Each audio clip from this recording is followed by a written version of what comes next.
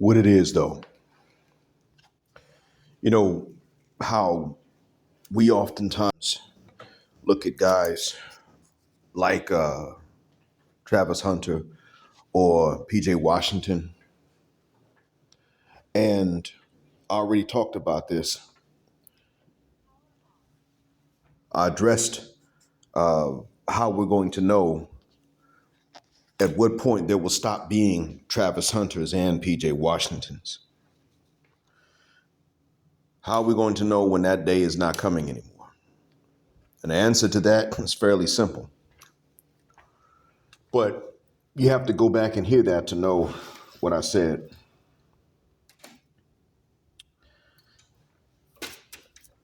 Right now, you have to understand that one of the things that's going to fail every single time, and we don't know that this has caused some of the failure, is a mindset that we tell them to have. Now, the S Kofa Bird, which is an important symbol in amongst the Akan people in Ghana, is a bird that looks forward and it looks back. It has a long neck and it looks forward and it looks back, and it actively navigates. And if it gets to some place and doesn't like it, it will go back, retrace its flight path, and then change from that flight path to go elsewhere. We know about the S Kofa Bird. Those of us that have had any sort of pro-African and pro-Black orientation any time in our lives know about the S Kofa Bird.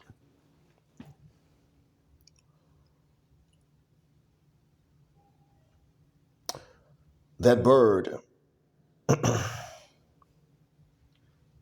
looks at what it did wrong, or it looks at where it went wrong if it is not satisfied with the results of its navigation. Therefore,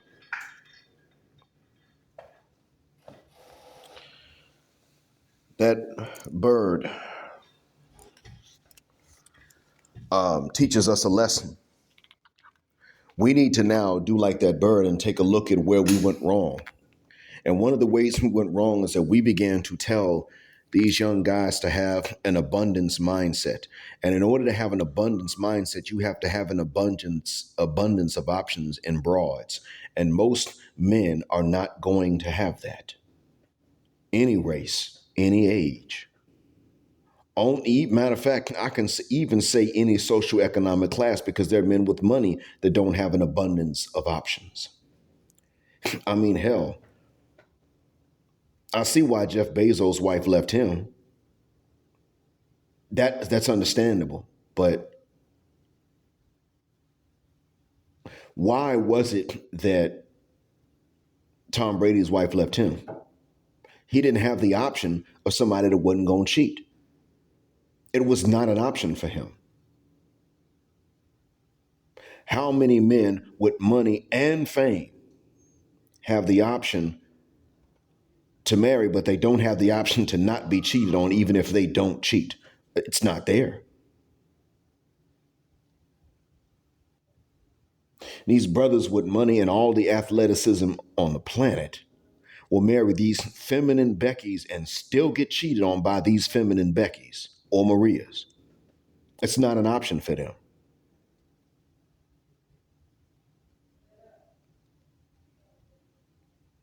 There are options that men just do, decent options that are just not options to men, that are not available. They're not there. You can't have them. You'll never find them. It's not going to work to tell these young men to have an abundance mindset. We have to prepare them for what the actual truth is. If you're not going to tolerate this bad behavior from them, you are right. But know that there are going to be those who will walk away, and nobody's going to walk in to replace them for quite a while. You are going to experience long stretches at a time by yourself, and that is not your fault.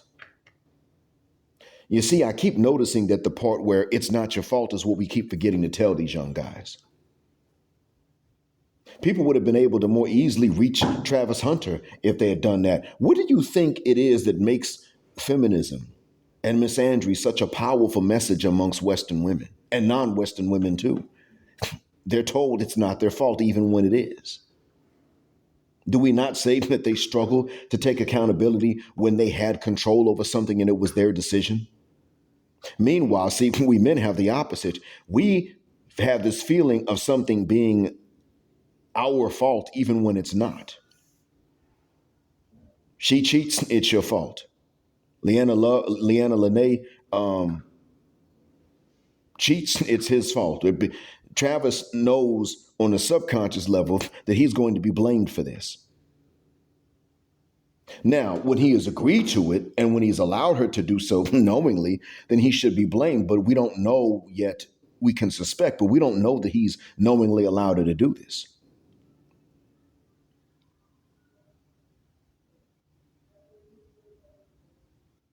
He knows he's going to be blamed. It's already happening. PJ Washington was blamed because there were tapes, videos of her. Uh, there were videos of Brittany from not too many years before, pretty much saying what the game is.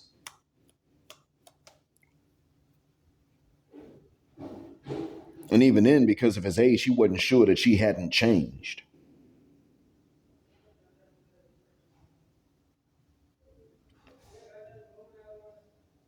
Nobody's telling these guys that they're going to go through long stretches at a time, single, and that it is not their fault. No one is saying that to these guys. But what is most important after that part is to tell these men that an abundance mindset, if you have experienced an abundance of options, can help you, but most will not. You have to be ready to face long stretches at a time by yourself and single. And to not blame yourself for that if you're not going to tolerate mistreatment. That has to be said. Nobody's coming along and telling these brothers this.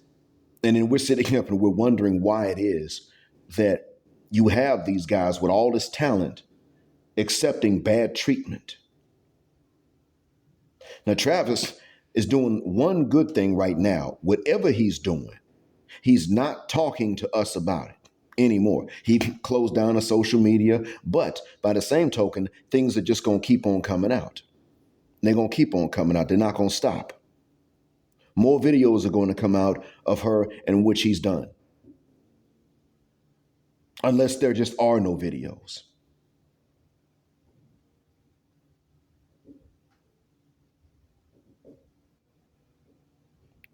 And while you can now get some things animated by AI, it's not to this level yet. I've had to look this stuff up. I've had to look this stuff up. I haven't had a choice. I've had to look and see. And what I'm coming to understand is a little bit more about the limits of AI right now, currently. Now, when AI can come with a video similar to that in quality and in length and in duration and with the same voices, then that'll be different. But right now, the AI that is available to do that is it's very expensive, and not everybody has it. They call it deep fake.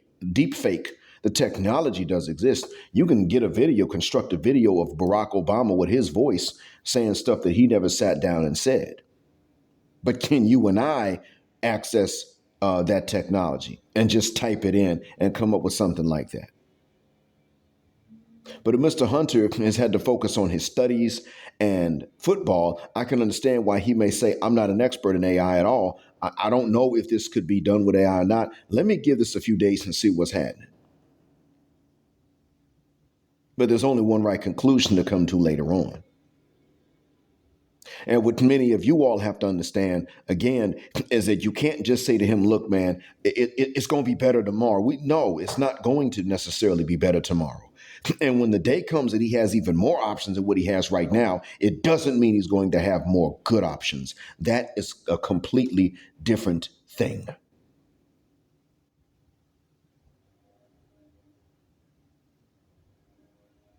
That's not going to happen. He's going to have more options and more women like Leanna Lene. And maybe that are less dishonest about what they're doing. But he is not going to have more options and better women that he can marry and that are going to help him and support him like that. No, Jonathan Owens did. He had one. There was one Simone Biles for him. One.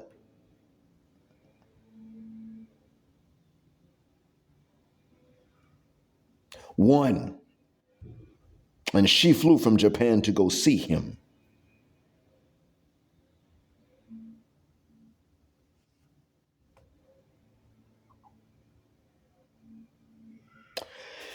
You're not going to have that in many cases. Most won't.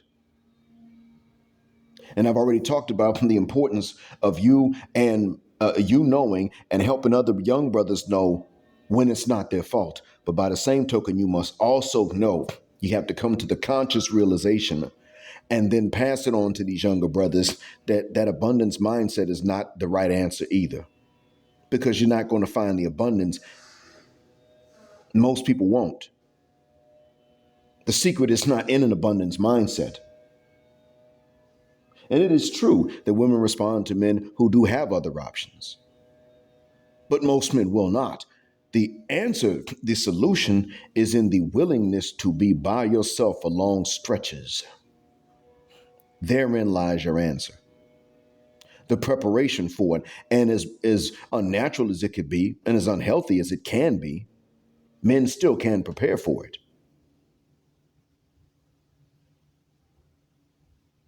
Generally speaking, the younger they are when they're prepared for it, the better prepared for it they are when they're adults and that happens.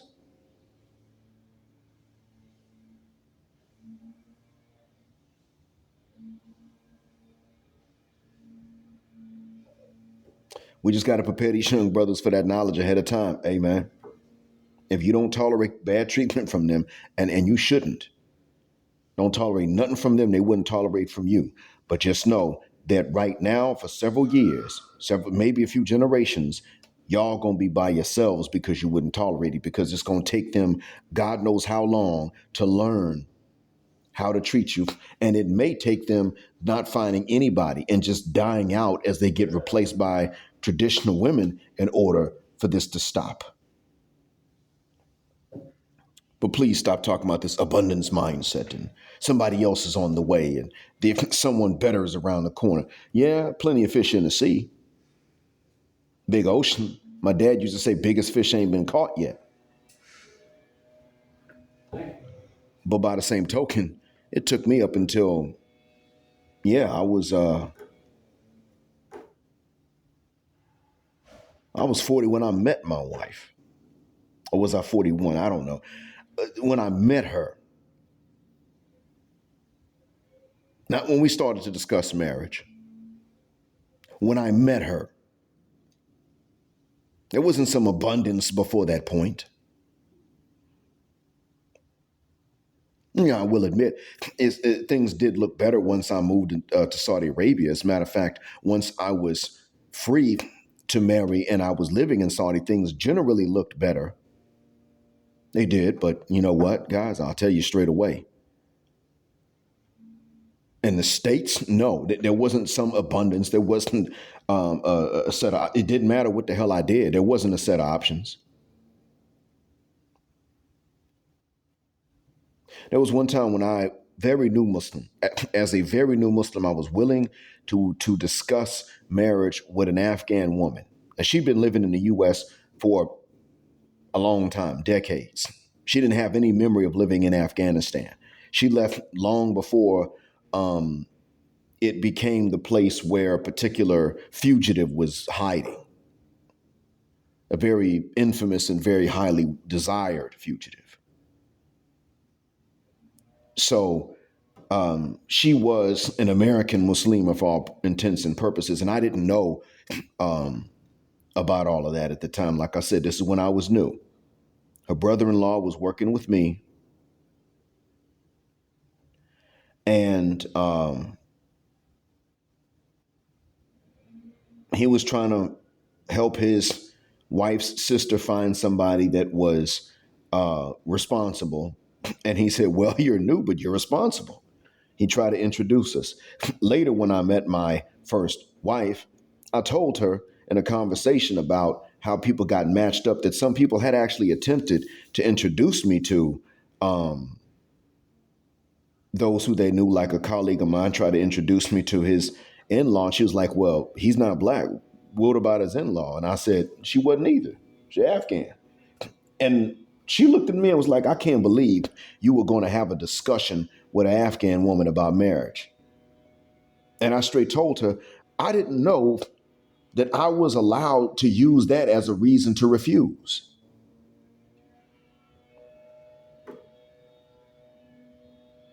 And it didn't happen. So what business is it of yours anyway?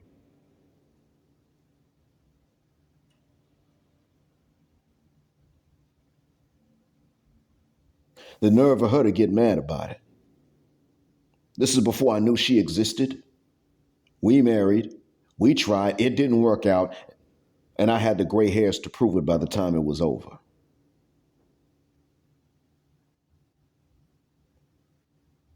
But there was a point where I had to understand that I was going to have to prepare to be by myself. Hell, when I was married, there were many years there were many years where it was the worst of both. It was the disadvantages of being single and then the disadvantages of being married and the advantages of neither one. There were years where it was like that. It's just like when I was growing up in my little funky hometown. My funky hometown, for it to be a country town, it had some of the bigger city problems. Problems that you would have in a place like New Orleans or Baton Rouge, the bigger cities, or Houston. You had the same problems in my little funky hometown, but it's still country, backwards. You still got the same problems you'd have in a country hometown too. The best of neither and the worst of both. And the marriage was like that. God damn.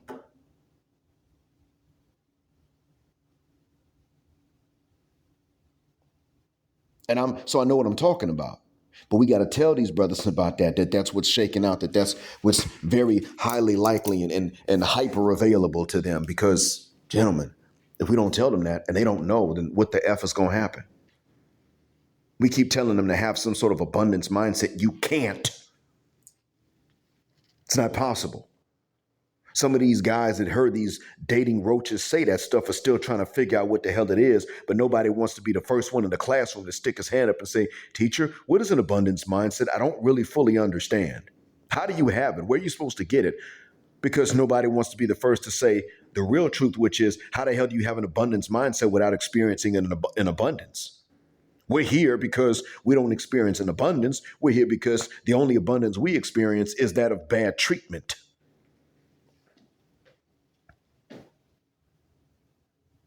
Yeah. As Country Wayne would say, not that he's a role model, let that sizzle in your spirit. Hope that what I said helps you out.